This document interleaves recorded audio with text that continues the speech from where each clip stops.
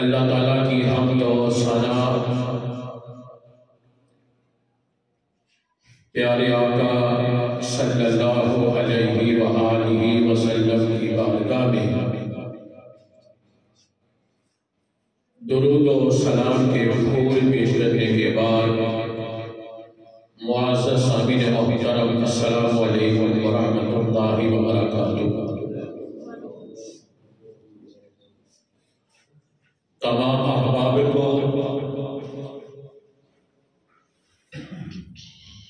اسلامی سال کا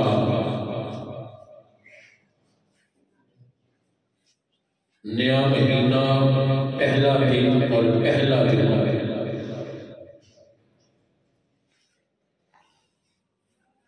نیا مہینہ پہلا دن اور پہلا جماعت الثانی مبارک ہو۔ اللہ رب العالمین اس مہینے کو، اس جمعے کو، اس سال کو ہم سب کے لیے باعث رحمت، باعث برکت بنائے اور بخشش کا ذریعہ بنائے۔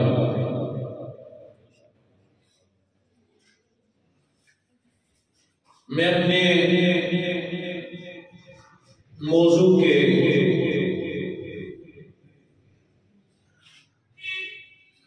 جانب آؤں اس سے پہلے آپ کو بتانا چاہتا ہوں کہ یہ مہینہ ہے جمادی الثانی کا۔ کون سا؟ اونچا کون سا؟ اور جب جمادی الثانی کا مہینہ آتا ہے تو سرکار کے ایک غلام ہیں، ان کا تذکرہ چھڑ جاتا ہے، ان کا تذکرہ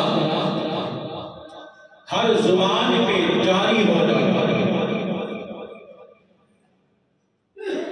وہ کون ہے؟ وہ غلام خلیفہ اول ہے، یار غار بھی ہیں اور یار مزار بھی ہیں۔ وہ غلام یار غار بھی ہیں، یار وفا بھی ہیں۔ وفا سے مراد مکے میں بھی ساتھ،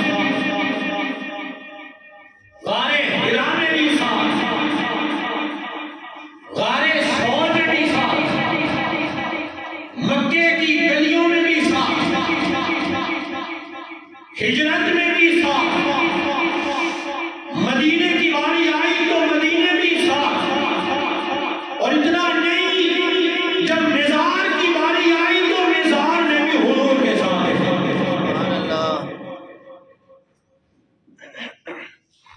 تو کہنے کا مقصد یہ ہے کہ جب یہ مہینہ شروع ہوتا ہے تو ہر زبان پر حضرت سیدنا صدیق اکبر رضی اللہ تعالی عنہ کا تذکرہ شروع ہو جاتا ہے، اور پھر ہر کوئی اپنے انداز میں، ہر کوئی اپنے انداز میں آپ کی شان کو بیان کرتا ہے، آپ کی عظمت کو بیان کرتا ہے، آپ کی سیرت کو بیان کرتا ہے، آپ کے اخلاق کو بیان کرتا ہے، آپ کے ہر انداز کو بیان کیا جاتا ہے کہ ابو بکر نے اللہ کی بارگاہ میں یہ قربان کیا، حضور کے لیے یہ قربان کیا، آپ اسلام ایسے لائے، حضور سے وفاداری ایسے کی، اللہ کی عبادت ایسے کی۔ ہر کسی کا انداز اپنا ہے، لیکن آج میں انداز اور انداز میں بیان کرنا چاہتا ہوں کہ سارے لوگ ابو بکر کی شان بیان کرتے ہیں۔ میرے جملے کو نوٹ کیجئے گا، اس مہینے میں حضرت ابو بکر صدیق رضی اللہ تعالی عنہ کی شان بیان کی جاتی ہے، عظمت بیان کی جاتی ہے کہ آپ اسلام اس انداز میں لائے، آپ نے اللہ کے لیے اپنا مال قربان کیا، آپ نے حضور کا ساتھ دیا، حضور کی تعظیم کی، حضور کا ادب کیا، حضور کا احترام کیا۔ اب آؤ ابو بکر سے پوچھتے ہیں، ابو بکر یہ تو بتائیں، دنیا والے ہیں ان کی تمنائیں اور ہیں، کوئی کہاں بھاگ رہا ہے، کوئی کہاں بھاگ رہا ہے، کوئی کہتا ہے مال آ جائے، کوئی کہتا ہے کارخانے مل جائے، کوئی کہتا ہے گاڑیاں مل جائیں، کوئی کہتا ہے رات مل جائے، کسی کی تمنا ہے مجھے عزت مل جائے، آپ کی تمنا کیا ہے؟ جب سوال کیا تو جواب ملا، اے سوال کرنے والے سونے، میری تمنائیں تین ہیں، پہلی تمنا یہی ہے کہ بیٹی ابو بکر کی ہو، مصطفیٰ کے نکاح میں آ جائے۔ پہلی تمنا کہ بیٹی میری ہو اور حضور کے نکاح میں آ جائے، بس یہ میری تمنا ہے۔ ابو بکر اور بھی تو تمنا ہوگی نا، ایک اور بھی تمنا ہے، وہ کیا تمنا ہے؟ وہ تمنا یہ ہے مال ابو بکر کا ہو اور حضور کے نام پہ قربان ہو جائے۔ اسی لیے تو میرے آقا نے فرمایا تھا نا کہ جس نے بھی مجھے پہ احسان کیا میں نے اسے اس احسان کا بدلہ دے دیا، لیکن ابو بکر کے مجھے پہ اتنے احسانات ہیں کہ ان کے احسانات کا بدلہ کل قیامت کے دن انہیں میرا رب عطا فرمائے گا۔ اور یہی وجہ تھی کہ حضور نے جب ہجرت کی باری آئی، بارے سور، جب یہ سفر طے کرنے کی باری آئی تو میں اس مرتبہ جب بارے سور پہنچا تو 1 گھنٹہ 20 منٹ مجھے سفر کرنے میں، یہ میرا سفر طے ہوا۔ مجھ جیسے نوجوان کے لیے جن کی عمر 40 سال ہے، لیکن اگر اس سے اوپر کی عمر ہے، کسی کی 50 ہے، کسی کی 60 ہے، وہی سفر 2 گھنٹوں کے طے ہوتا ہے۔ اب یہ سفر طے ہونا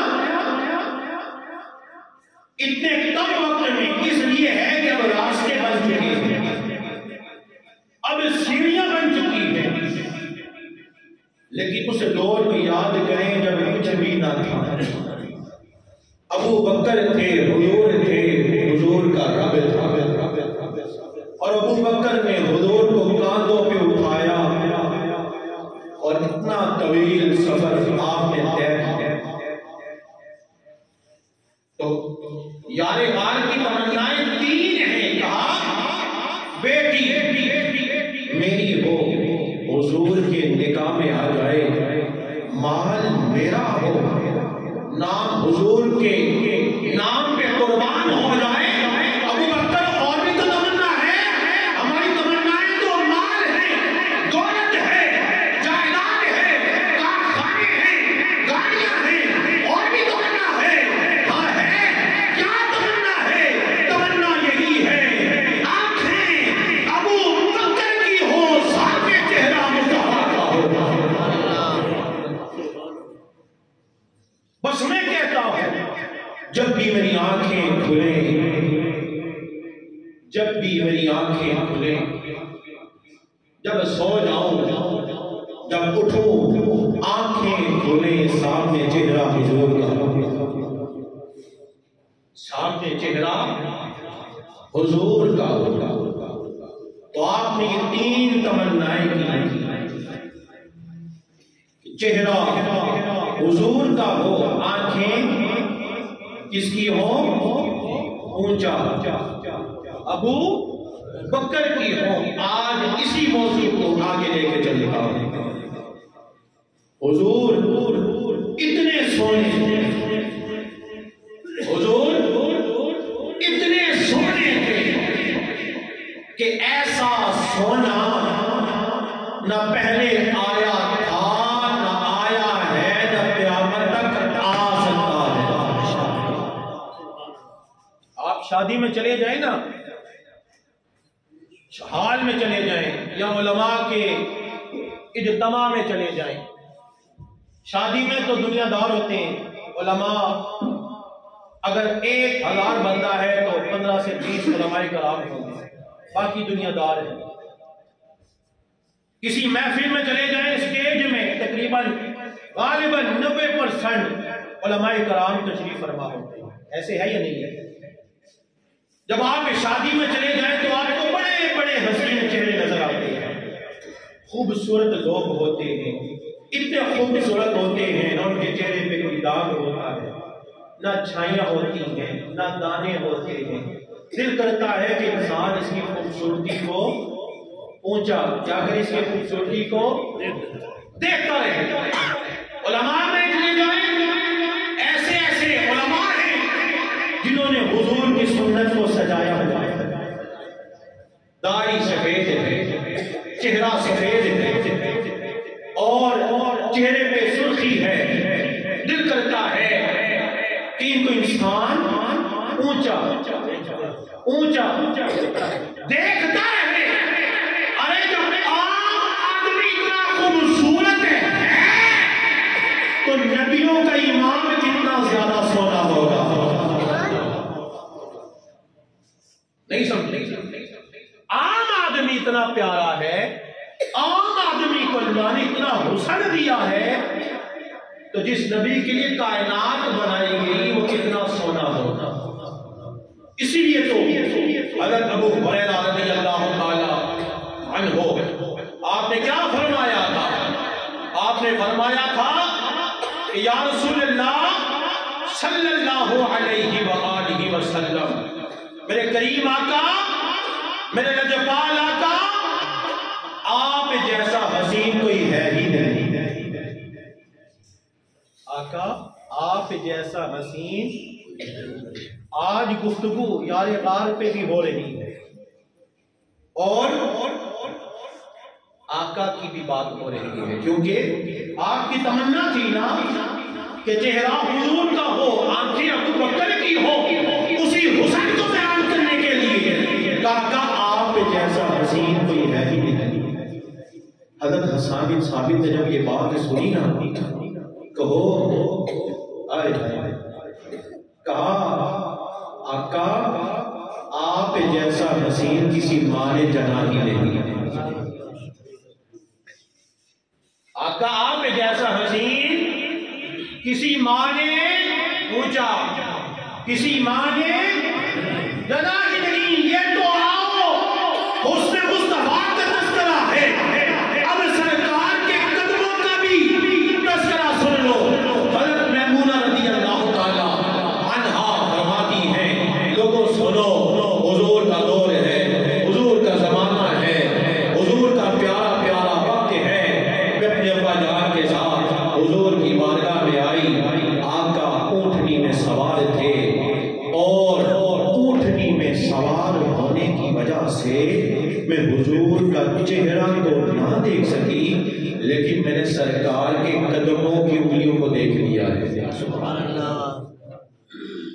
دیکھنا، جب انسان کسی اونچی جگہ پہ سوار ہو نا تو بعض دفعہ انسان کی نگاہ نہیں پڑتی، رش ہوتی ہے، تو کہتی ہے کہ میں اپنے ابا جان کے ساتھ حضور کی چوکھٹ پہ آئی، بس میری نگاہ حضور کے چہرے پہ نہ پڑ سکی، لیکن ہاں میں نے آقا کے قدموں کی جو پیاری انگلیاں ہیں نا انہیں دیکھا ہے۔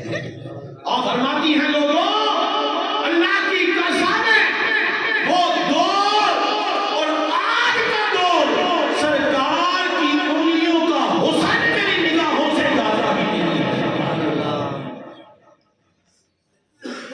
اور لوگوں جس نبی کے قدم مبارک اتنے سونے ہیں، جس نبی کے قدم مبارک اتنے سونے ہیں، وہ خود اتنا سونا ہوگا، اس کا چہرہ کتنا سونا ہوگا۔ اسی لیے تو فرمایا وَالضُّحَىٰ وَاللَّيْلِ کبھی چہرے کی قسمیں، کبھی زلفوں کی قسمیں، جس کا کوئی ثانی نہیں وہ نبی ہمارا ہے، مصطفیٰ کی عظمت کا حد ہے نا کنا۔ اللہ اکبر۔ وہ فرماتی ہیں لوگوں میں سرکار کا چہرہ تو نہ دیکھ سکی، لیکن ہاں ایک بات ہے، میں نے آقا کی پاؤں کی جو انگلیاں تھی انہیں دیکھا ہے، بس ان کا حسن جب بھی یاد آتی ہے حضور کی وہ پیاری سونی قدموں کی انگلیاں میری نگاہوں کے سامنے آ جاتی ہیں۔ اللہ اکبر۔ اور میرے دوستو یہاں میں ایک اور بات کہنا چاہتا ہوں، وہ بات کیا ہے کہ ہم کسی دنیا دار کی تعریف کریں نا تو ہو سکتا ہے کسی کو پسند نہ آئے، اختلاف ہوتا ہے نا۔ مثال کے طور پہ آپ یوں سمجھ لیں کہ میں کسی کی تعریف کرتا ہوں اور آپ اس سے نفرت کرتے ہیں، آپ کہتے ہیں قاری صاحب جھوٹ بول رہے ہیں، وہ تو ایسا ہے۔ ہم دنیا دار کی تعریف کریں تو آپ کا اختلاف ہو سکتا ہے، یار وہ اچھا نہیں ہے، تمہاری زبان میں اس کا تذکرہ اچھا نہیں لگتا، لیکن خدا کی قسم ہمیں جب بھی حضور کا تذکرہ کرتے ہیں لوگوں کے چہروں پہ خوشی کے آثار آ جاتے ہیں۔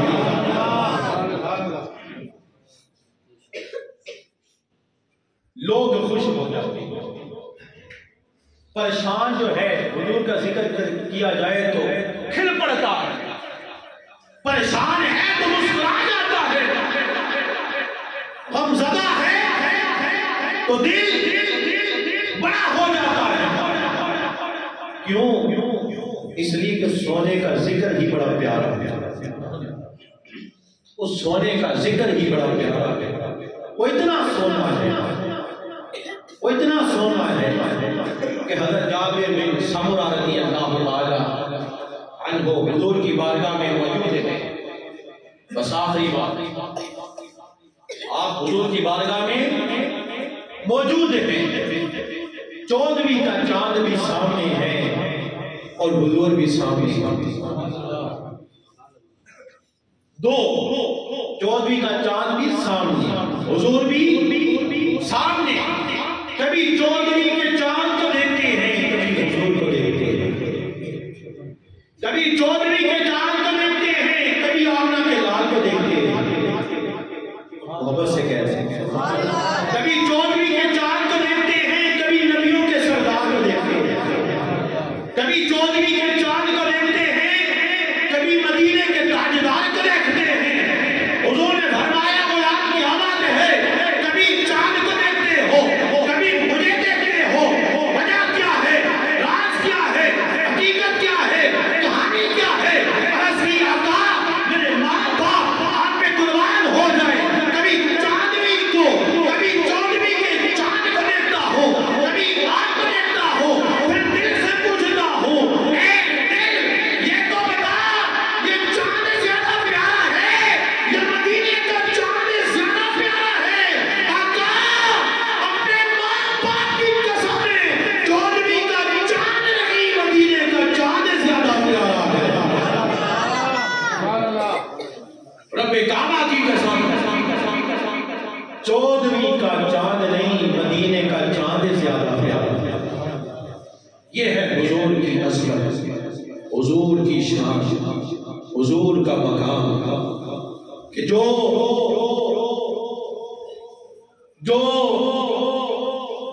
کسی کو گلے لگانے کے لیے تیار نہیں، حضور اسے بھی گلے لگاتے ہیں۔ جس کا کوئی حال پوچھنے والا نہیں، حضور اس کا بھی حال پوچھتے ہیں۔ جس کا کوئی دکھ سننے والا نہیں، حضور اس کا بھی دکھ سنتے ہیں۔ میں نے آپ کے سامنے بیان کیا تھا نا کہ ایک عورت آئی حضور کو اشارہ کیا کہ میں آپ سے بات کرنا چاہتی ہوں. میں نے آقا باہر چلے جاتے ہیں، وہ حضور سے باتیں کرنے لگی. تھوڑا ٹائم، پھر تھوڑا ٹائم کافی گزر گیا. صحابہ پریشان ہیں کہ دھوپ ہے اور یہ عورت حضور سے اتنی باتیں کر رہی ہے، حضور اس کی باتیں سن رہی ہے. صحابہ فرماتے میں غصہ آ رہا تھا کہ کڑکتی دھوپ میں ہے اور یہ حضور کو باہر لے گئی. ہمیں غصہ آ رہا تھا کہ بس باتیں چھوڑ دے، لیکن ہم کچھ کہہ نہیں سکتے تھے. کیوں؟ وہ سنا رہی تھی، حضور سن رہے تھے. آپ مجھے باہر لے جائیں، ایک گھنٹہ مجھ سے باتیں کریں، کسی کو کیا اعتراض ہو سکتا ہے؟ میرا ٹائم ہے، میں جانوں وہ جانے، میں جانو وہ جانے. صحابہ فرماتے ہیں کہ ہم پریشان تھے، لیکن کچھ کہہ نہیں سکتے تھے. وہ سنا رہی ہے، حضور سن رہی ہے. جب اس کی باتیں ختم ہو گئی، وہ چلی گئی، حضور واپس تشریف لے آئے. ہم نے پوچھا آقا اتنی محبت، اتنا پیار، اتنا خلوص، آقا یہ عورت وہ ہے، اس کا توازن ٹھیک نہیں ہے. یہ مدینے میں جہاں سے گزرتی ہے نا، لوگ ان سے دیکھ کے راستہ بدل لیتے ہیں کہ پکڑ لے گی، پھر ہمیں باتیں سنائے گی، ہمارا ٹائم ضائع ہو جائے گا. آقا آپ اس کی باتیں سن رہے ہیں، لوگ اسے دیکھ کے اپنا راستہ تبدیل کر لیتے ہیں، بدل لیتے ہیں، پر آپ سن رہے تھے، وہ سنا رہی تھی. حضور نے فرمایا میرے غلام سنو، پورے مدینے میں اس کی کوئی فریاد سننے والا نہیں ہے. اگر میں بھی نہ سنوں تو پھر اس کی فریاد کون سنے گا؟ یہ ہے حضور کا میلاد. تو میلاد کہتے ہیں جس میں حضور کی سیرت بیان کی جائے، جس میں حضور کی صورت بیان کی جائے، جس میں حضور کی عظمت بیان کی جائے، جس میں حضور کا اخلاق بیان کیا جائے. اخلاق یہی ہے کہ وہ سنا رہی ہے، حضور دھوپ میں سن رہے ہیں. اللہ پاک ہمیں آقا کی سچی پکی محبت اور غلامی عطا فرمائے. وما علینا الا البلاغ المبین. سنت